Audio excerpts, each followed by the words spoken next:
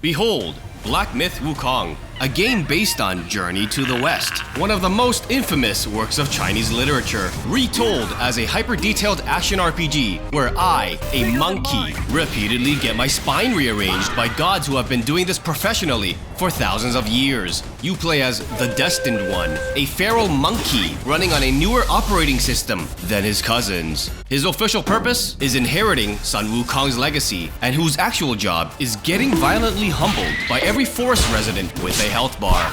Everything that sees you wants you dead. Goodbye, my sir. Why? I have no idea. I never understood the story, and I never will. Every chapter starts with me reincarnating as a fruit, waking up dead, or hopping out of a treasure chest alongside a pig. At this point, I stopped asking questions and started hitting things, and unfortunately, they hit back harder.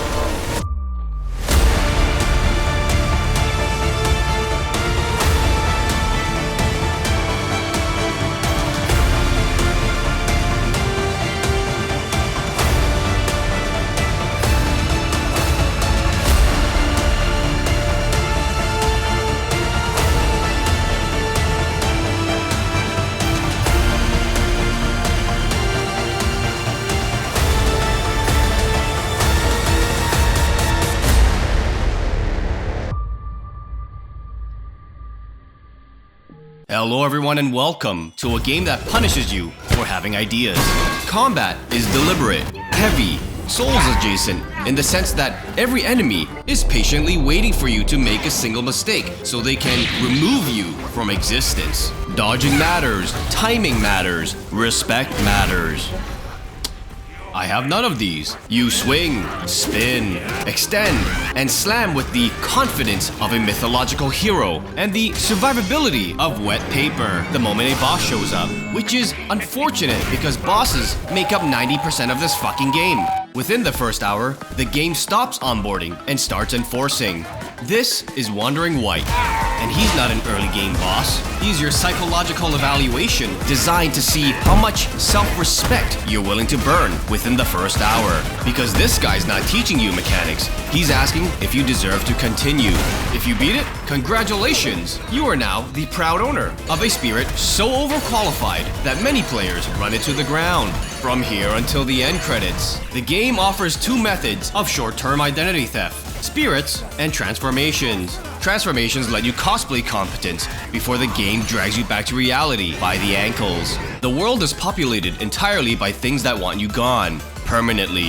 But scattered among them are a few brave idiots who choose to help, either out of gratitude or because they saw a primordial monkey with a stick and thought, yup, he seems like a swell guy. Either way, I owe my continued existence to the local homeless dog and his holistic medicine stand that's clearly not suspicious. His medicine, all natural, minimal side effects, except for the part where it's an aphrodisiac, which probably explains why none of my enemies ever turn their backs on me and face me head on like they're holding on to dear life. Boss fights are where the game stops being a product and starts being more of a threat.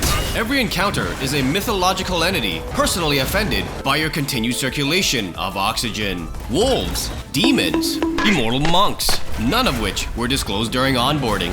Each one moves like they were motion captured by a man who lost his family to your save file. Now that's commitment. And as someone whose daily routine is just feeding problems so they don't get louder, I respect it.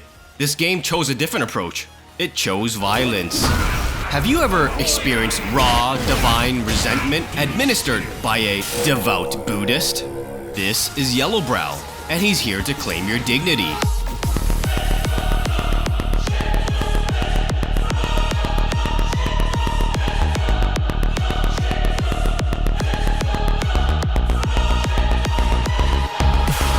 This is a god that lulls you into a false sense of security. You think you understand him.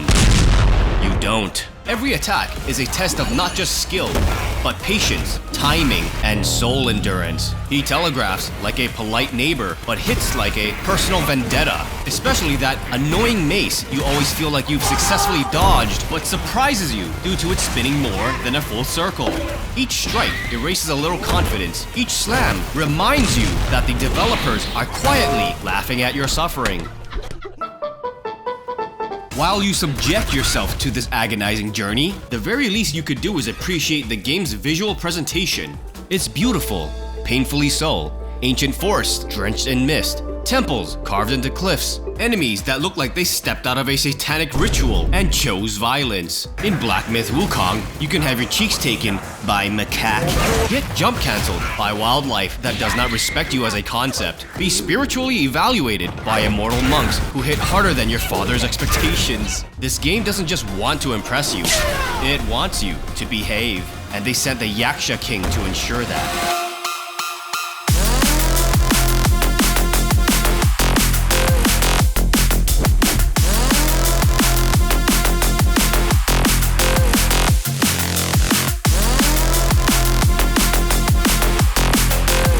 I fucking hate this guy. Phase 1 made me want to tear my pubes out. This part of the game will make you question if you actually understand timing, or if the game is quietly mocking you. And then Phase 2 arrives, and everything you thought you knew about patience, spacing, or self-respect goes out the window.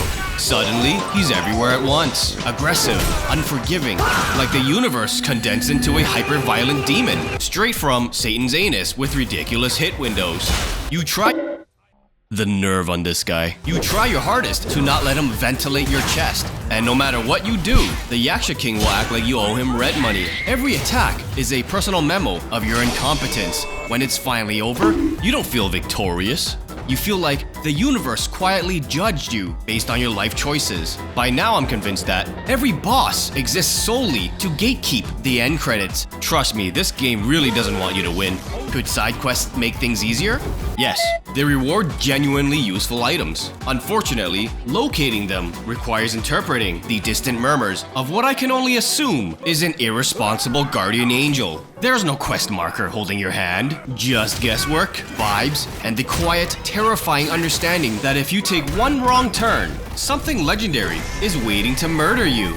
Like an alcoholic scorpion whose aggression spikes the lower his health gets. I really hate this guy, and sure enough, he hates me too. Every swipe, every tail whip, every moment feels personally targeted. Somehow, my health keeps going down as he prances around me, and that's when it hit me. I'm already dead. Black Myth Wukong is not a power fantasy. It's a discipline simulator, a reminder that legends aren't born.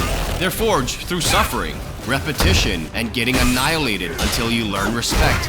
And just when you think you've earned a shred of confidence, the game hands you the great Wukong himself. Fighting him isn't just a duel, it's an existential crisis.